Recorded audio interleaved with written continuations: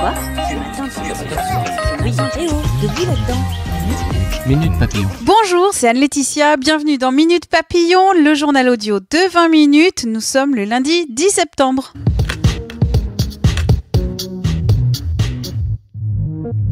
À Paris, hier soir, 7 personnes ont été blessées, dont 4 grièvement.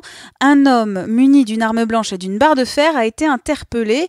Selon une source proche de l'enquête, rien ne permet à ce stade de retenir le caractère terroriste de ces agressions. Les faits se sont déroulés peu avant 23h dans le nord de la capitale, le long du canal de l'Ourcq. Près de Strasbourg, une vaste opération de gendarmerie a débuté ce matin pour évacuer une ZAD. Plus de 500 gendarmes mobiles évacuent environ 200 personnes.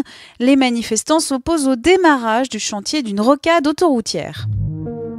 En Suède, on votait hier pour les législatives. La coalition de centre-gauche a viré légèrement en tête devant l'alliance de droite. Mais ce sont les démocrates de Suède, un parti d'extrême droite, qui pourrait jouer l'arbitre dans la composition du prochain gouvernement.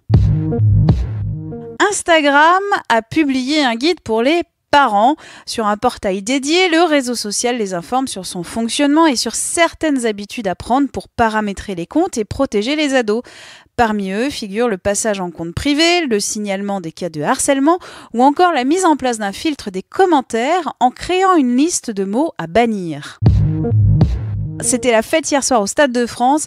Les Bleus ont dignement fêté leur retrouvaille avec le public. Ils se sont imposés 2-1 face aux Pays-Bas pour le compte de la Ligue des Nations. C'était leur premier match dans l'Hexagone depuis qu'ils sont champions du monde. Minute Papillon, on se donne rendez-vous 18h20 avec de nouvelles infos.